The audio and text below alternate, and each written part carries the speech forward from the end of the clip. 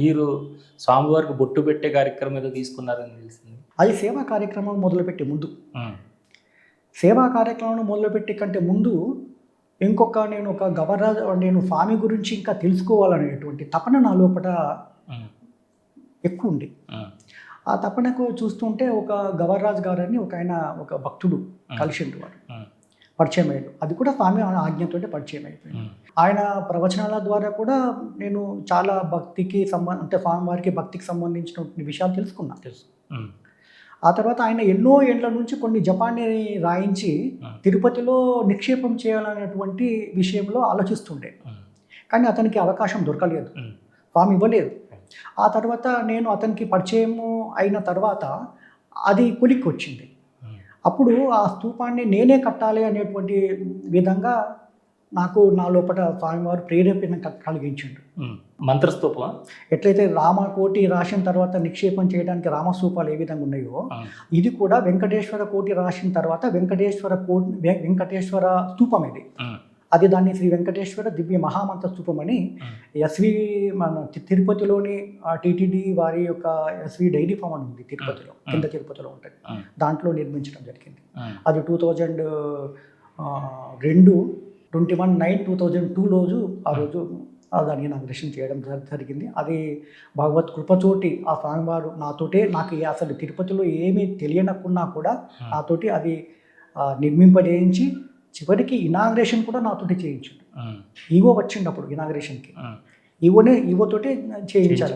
అప్పుడు కృష్ణయ్య గారు ఈవోను సార్ వచ్చేసిన తర్వాత మేమంతా పూజాది కార్యక్రమాలు అయిపోయిన తర్వాత మీరే స్తూపాన్ని ఇనాగ్రేషన్ చెయ్యండి అన్నాం. ఆయన చేయలేదు. ఆ తర్వాత మళ్ళొక పరి లేదు నువ్వే చెయ్యి అన్నాడు. లేదు సార్ మీ పెద్దవాళ్ళు మీరే చేయండి అన్నాం.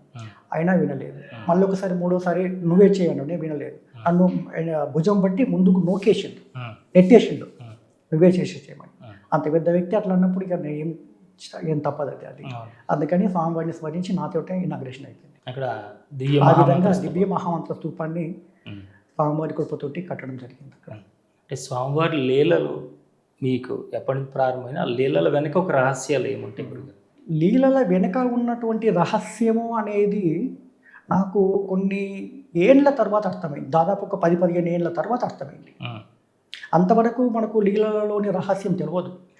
ముందు నేనేమనుకున్నా అంటే నేనంటే స్వామివారికి ఇష్టం, అందుకే నాకు ఇన్ని అనుభూతులు ప్రసాదిస్తున్నాడు. నేను వేలాది అనుభూతులను సవిభూషణ స్వామివారు నాకు వేలాది అనుభూతులు కల్పించాడు.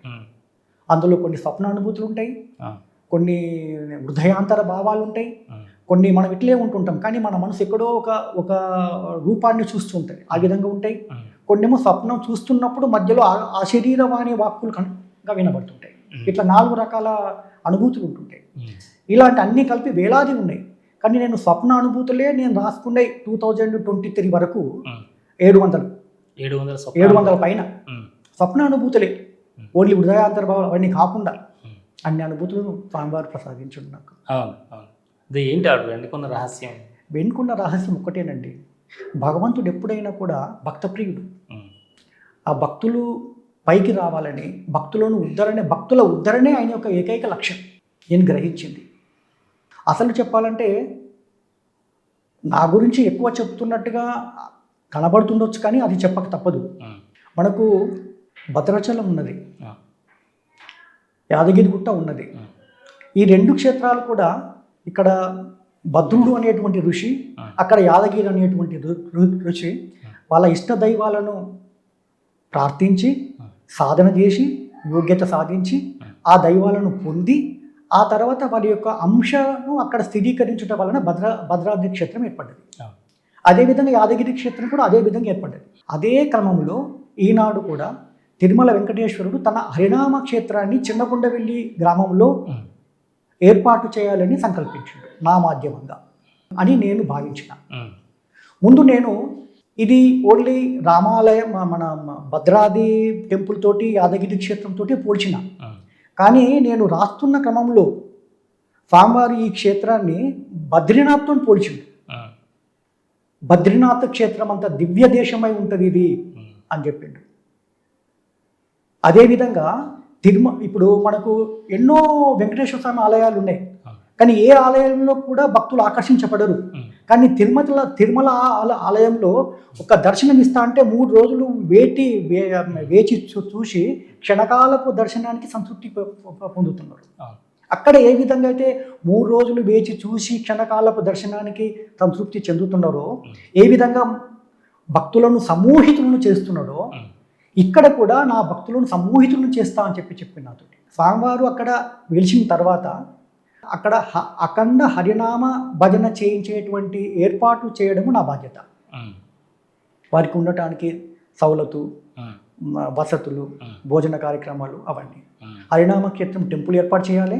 ఆ తర్వాత ఈ భజన మండపం ఏర్పాటు చేసి అఖండ హరినామ స్మరణ కూడా చేయించాలి. ఇది ఒక్కటే కాదు, ఇంకోటి వెరీ వెరీ ఇంపార్టెంట్ విషయం. నాకు స్వామివారు ఎన్నో సేవలు ప్రసాదించాడు. స్వామివారి యొక్క సేవ వృక్షాన్నే ప్రసాదించాడు.